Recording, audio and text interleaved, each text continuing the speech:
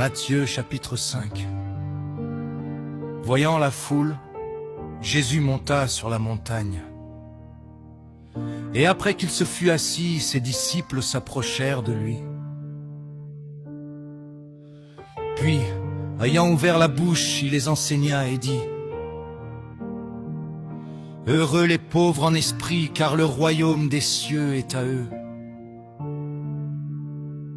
Heureux les affligés, car ils seront consolés. Heureux les débonnaires, car ils hériteront la terre. Heureux ceux qui ont faim et soif de la justice, car ils seront rassasiés. Heureux les miséricordieux, car ils obtiendront miséricorde. Heureux ceux qui ont le cœur pur, car ils verront Dieu. Heureux ceux qui procurent la paix, car ils seront appelés fils de Dieu. Heureux ceux qui sont persécutés pour la justice, car le royaume des cieux est à eux. Heureux serez-vous lorsqu'on vous outradera, qu'on vous persécutera et qu'on dira faussement de vous toutes sortes de mal à cause de moi. Réjouissez-vous et soyez dans l'allégresse, parce que votre récompense sera grande dans les cieux.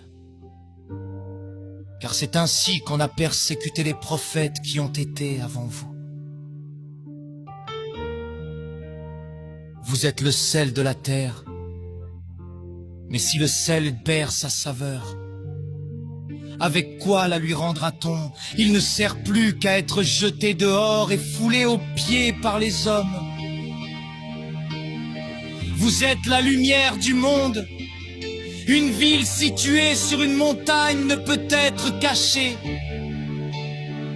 Et on n'allume pas une lampe pour la mettre sous le boisseau, mais on la met sur le chandelier et elle éclaire tous ceux qui sont dans la maison. Que votre lumière luise ainsi devant les hommes, afin qu'ils voient vos bonnes œuvres et qu'ils glorifient votre Père qui est dans les cieux. Ne croyez pas que je sois venu pour abolir la loi ou les prophètes. Je suis venu non pour abolir, mais pour accomplir. Car je vous le dis en vérité, tant que le ciel et la terre ne passeront point, il ne disparaîtra pas de la loi un seul iota ou un seul trait de lettre, jusqu'à ce que tout soit arrivé. Celui donc qui supprimera l'un de ses plus petits commandements et qui enseignera aux hommes à faire de même sera appelé le plus petit dans le royaume des cieux. Mais celui qui les observera et qui enseignera à les observer, celui-là sera appelé grand dans le royaume des cieux. Car je vous le dis, si votre justice ne surpasse celle des scribes et des pharisiens, vous n'entrerez point dans le royaume des cieux.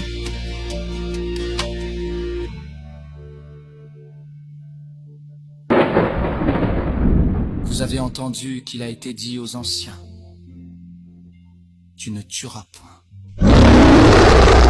Celui qui tuera mérite d'être puni par les juges. Mais moi je vous dis que quiconque se met en colère contre son frère mérite d'être puni par les juges. Que celui qui dira à son frère Raka mérite d'être puni par le Sanhédrin. Et que celui qui lui dira insensé mérite d'être puni par le feu de la géhenne.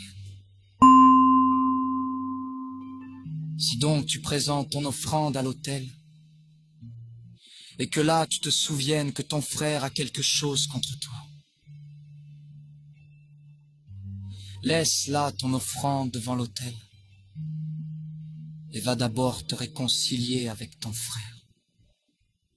Puis, viens présenter ton offrande. Accorde-toi promptement avec ton adversaire, pendant que tu es en chemin avec lui, de peur qu'il ne te livre au juge, que le juge ne te livre à l'officier de justice, et que tu ne sois mis en prison. Je te le dis en vérité, tu ne sortiras pas de là que tu n'aies payé le dernier quadrant. Vous avez appris qu'il a été dit, tu ne commettras point d'adultère. Mais moi, je vous dis que quiconque regarde une femme pour la convoiter a déjà commis un adultère avec elle dans son cœur. Si ton œil droit est pour toi une occasion de chute, arrache-le et jette-le loin de toi. Car il est avantageux pour toi qu'un seul de tes membres périsse et que ton corps entier ne soit pas jeté dans la géhenne. Et si ta main droite est pour toi une occasion de chute, coupe-la et jette-la loin de toi. Car il est avantageux pour toi qu'un seul de tes membres périsse et que ton corps entier n'aille pas dans la géhenne. Il a été dit que celui qui répudie sa femme lui donne une lettre de divorce. Mais moi je vous dis que celui qui répudie sa femme, sauf pour cause d'infidélité, l'expose à devenir adultère, et que celui qui épouse une femme répudiée commet un adultère. Vous avez encore appris qu'il a été dit aux anciens, tu ne te parjureras point, mais tu t'acquitteras envers le Seigneur de ce que tu as déclaré par serment. Mais moi, je vous dis de ne jurer aucunement, ni par le ciel, parce que c'est le trône de Dieu, ni par la terre, parce que c'est son marchepied, ni par Jérusalem, parce que c'est la ville du grand roi. Ne jure pas non plus par ta tête, car tu ne peux rendre blanc ou noir un seul cheveu. Que votre parole soit oui, oui, non, non. Ce qu'on y ajoute vient du malin. Vous avez appris qu'il a été dit œil pour œil et dent pour dent. Mais moi je vous dis de ne pas résister aux méchants. Si quelqu'un te frappe sur la joue droite, présente-lui aussi l'autre. Si quelqu'un veut plaider contre toi et prendre ta tunique, laisse-lui encore ton manteau. Si quelqu'un te force à faire 1000, fais-en 2 avec lui. Donne à celui qui te demande et ne te détourne pas de celui qui veut emprunter de toi. Vous avez appris qu'il a été dit, tu aimeras ton prochain et tu haïras ton ennemi. Mais moi je vous dis, aimez vos ennemis, bénissez ceux qui vous maudissent, faites du bien à ceux qui vous haïssent, et priez pour ceux qui vous maltraitent et qui vous persécutent, afin que vous soyez fils de votre Père qui est dans les cieux.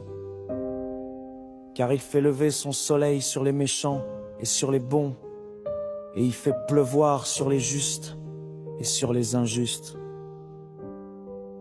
Si vous aimez ceux qui vous aiment, quelle récompense méritez-vous? Les publicains aussi n'agissent-ils pas de même? Et si vous saluez seulement vos frères, que faites-vous d'extraordinaire? Les païens aussi n'agissent-ils pas de même? Soyez donc parfaits, comme votre Père céleste est parfait. C'était Matthieu, chapitre 5.